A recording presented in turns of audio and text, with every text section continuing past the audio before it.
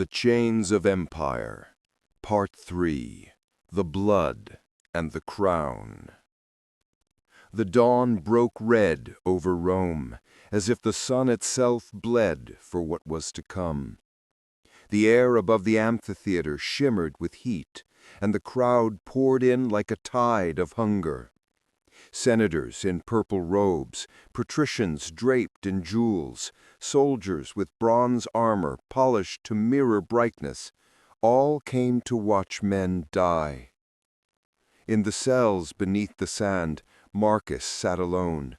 The iron gate before him trembled with the roar of 50,000 throats. His hands, scarred and steady, rested on the pommel of a short gladius. Across the narrow corridor, Tiro watched him from behind another gate. "You win today, and you walk free," Tiro said. "Free," Marcus smiled faintly. "Freedom is a word Rome gives to men it still owns." He rose as the trumpets blared. The doors creaked open, and sunlight spilled in, bright, merciless. The Emperor's Gift. Marcus stepped into the arena. The noise hit him like a wave. Drums, horns, the frenzied roar of the crowd. Sand burned underfoot. Above, on the imperial dais, Emperor Nero reclined in wallows, his face gleaming with gold dust. From the opposite gate emerged a single figure, tall, armored in silver, bearing the plumed crest of the Praetorian Guard. The crowd gasped as the herald proclaimed, "In honor of Rome's rebirth, the Emperor presents a spectacle never before seen, a slave against the sword of Caesar himself." The guard lifted his visor. It was Lucian Varro, commander of the Praetorians, Nero's most trusted soldier. Marcus's grip tightened. He remembered the man's face. He had seen it the night of the fire, among those spreading the flames.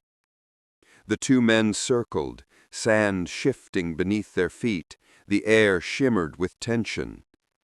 "Clean before me," Varro said coldly, "and your death will be quick." "I've knelt enough for one lifetime," Marcus replied.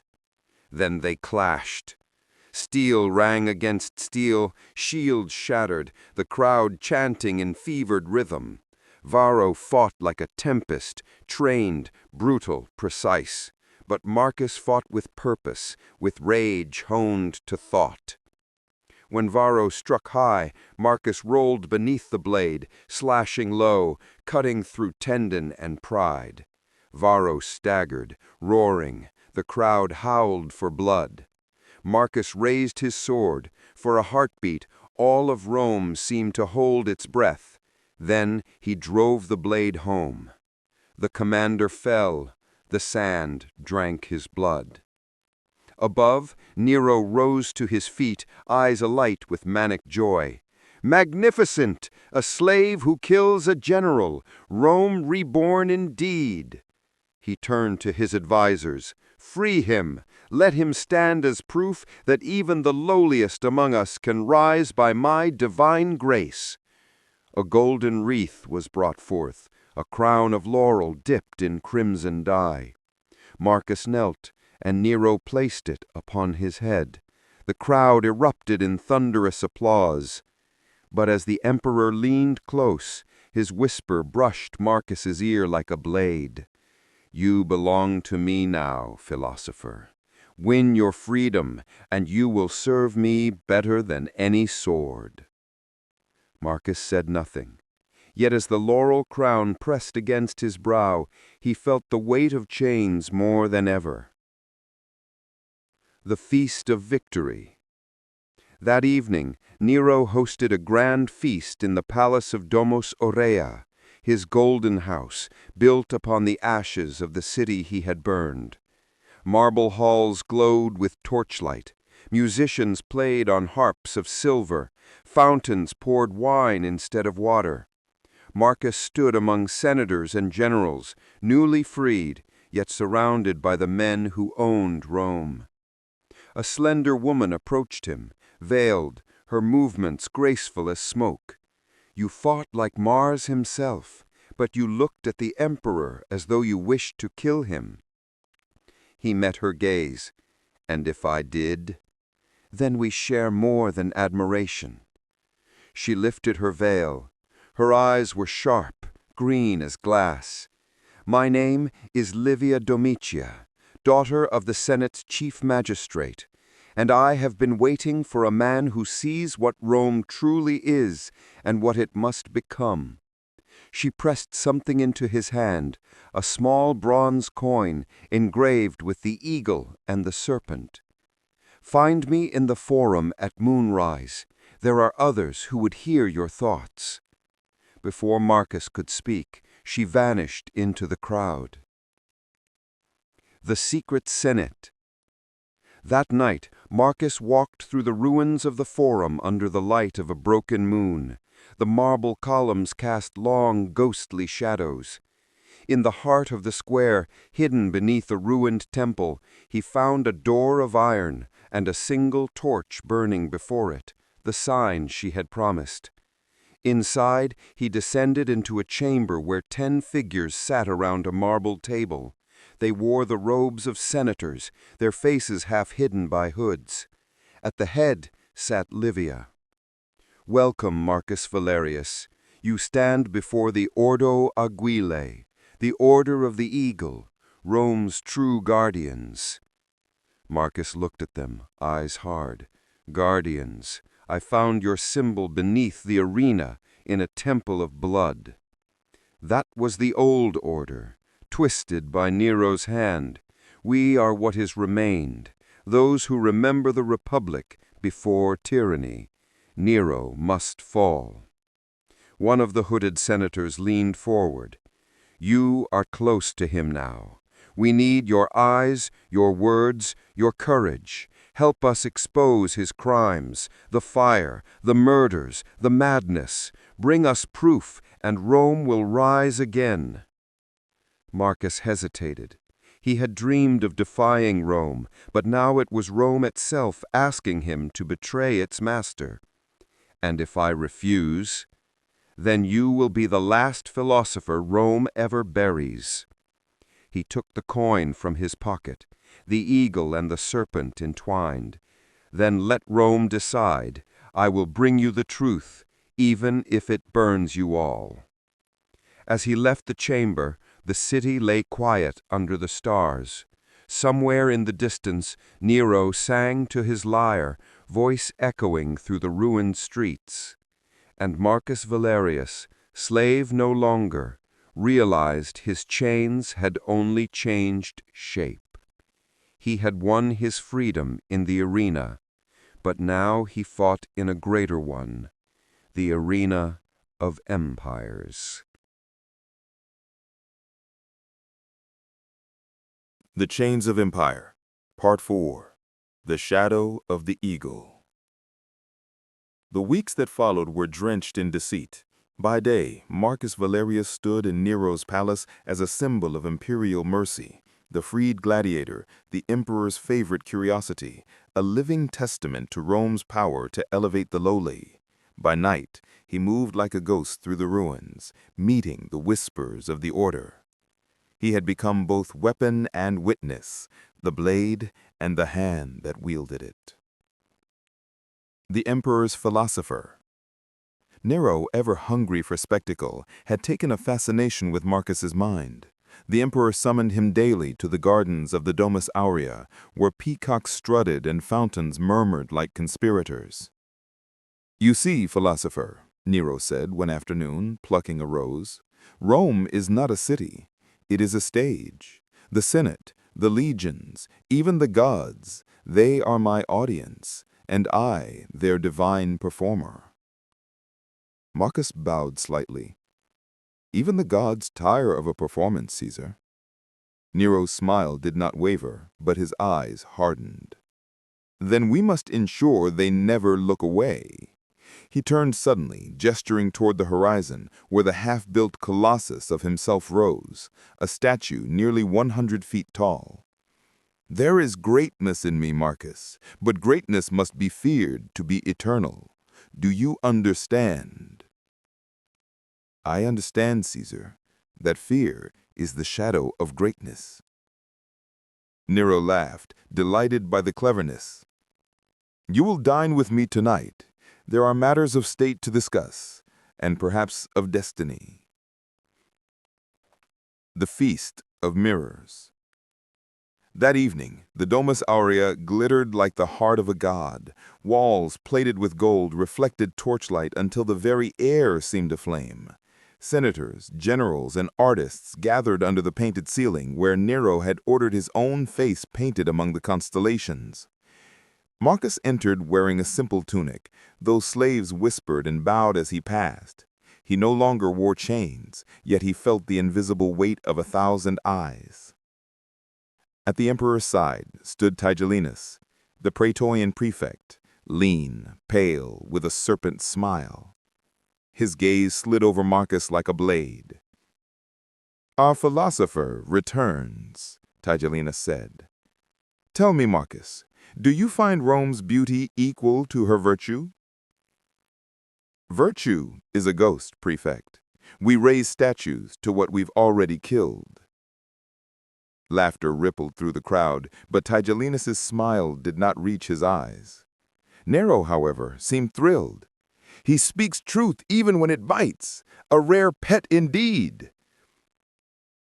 As the feast wore on, wine flowed like rivers and musicians played while Nero recited his own verses about the glory of Rome's rebirth. But yet, beneath the poetry, Marcus noticed something strange. A pattern in Nero's words. He spoke not of rebuilding Rome, but of cleansing it, of a purge of weakness, of a new dawn for those chosen by the eagle. Marcus froze. The symbol again, the eagle. He looked toward the back of the hall, where a banner hung, newly embroidered with the same sigil, an eagle clutching a serpent. The order's mark. But here, in Nero's own palace. Was it coincidence, or had the order already sunk its taws into the throne? The Council of the Hidden. That night, Marcus met Livia in the crypts beneath the old temple of Jupiter. Her cloak was soaked from rain, her face drawn. "You've been near him. What have you learned?"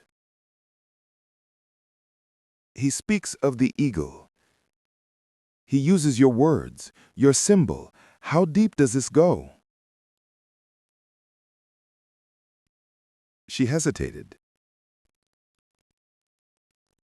"The order once served the Republic, but some have turned to darker ambitions.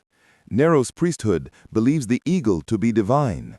They call it Aquila Divina, the spirit of empire itself." Marcus frowned. "Then your order is divided." "Yes," she said bitterly, "and whichever side wins will own Rome's soul." Marcus stared at her.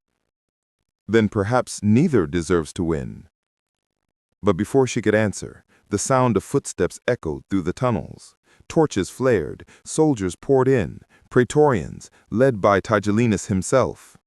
"By order of Caesar," Tigellinus shouted, "arrest them all." Swords clashed. Marcus fought fiercely, cutting through soldiers as Livia fled down a side corridor. Blood streaked the walls. But in the chaos, Marcus was struck across the skull and thrown to the ground. As darkness swallowed him, he heard Tigellinus's voice close to his ear. "You've flown too close to the eagle, philosopher. Now you'll see how it feeds." The prison of the forgotten. When Marcus awoke, he was in chains once more, deep in the Carcero Tullianum, Rome's oldest prison. Water dripped from the ceiling, rats whispered in the dark. Days passed, or perhaps weeks, he lost count. The guards brought no food, only water. He dreamed of fire, of sand, of Nero's laughter, and the serpent's hiss. Then one night, a torch flickered at the cell door. The guard stepped aside. A figure in a hood entered. Livia. "You're alive," he whispered. "Barely. The order has turned. Half serve Nero now. The rest hide in fear." She knelt, pressing a scroll into his hands. "Inside is proof, letters, plans, the names of those who lit the fires. It will destroy them all, Nero and the eagle alike." "Then why give it to me?" "Because I cannot run anymore," she said softly. "But you can still fly." She kissed his forehead, tears streaking through the suit on her face. "Forgive me." Then she rose and fled.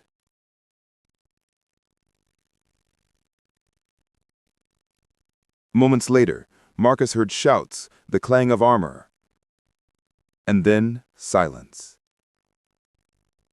When the door reopened, it was Tigellinus who entered. "The woman is dead, but her gift lives on, with us." He snatched the scroll from Marcus's hands, unrolling it slowly. A smile spread across his pale face. "Ah, yes, the truth, always so dangerous in the wrong hands." He leaned closer. "You wanted to change Rome, philosopher. You already have.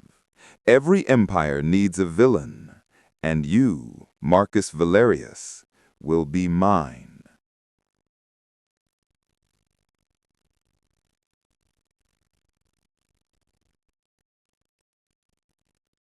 The scapegoat. The next day, the Senate convened. Nero stood before them in his imperial regalia, voice trembling with false sorrow. "Citizens of Rome," he declared, "the fire that ravaged our city was not divine judgment, but treachery, a plot by a false prophet and his followers seeking to destroy our empire from within." He raised the scroll for all to see. "Here is his confession, Marcus Valerius, once slave, now betrayer of Rome." The crowd outside screamed for blood. Marcus, dragged in chains to the rostra, looked upon the sea of faces, senators, slaves, and citizens, all crying out for his death. Tigellinus smirked from the dais. Nero smiled like a god pleased with his own cruelty. "Any last words?" Nero asked. Marcus raised his head. His voice was hoarse but steady. "You may burn the truth, Caesar, but fire cannot kill its own flame." The soldier struck him down, but as he fell, Livia's last words echoed in his mind. "The truth will destroy them all." He realized then she had not given him the real scroll. Somewhere in the ashes of Rome, the true proof still waited. And with it, the power to bring down gods and emperors alike.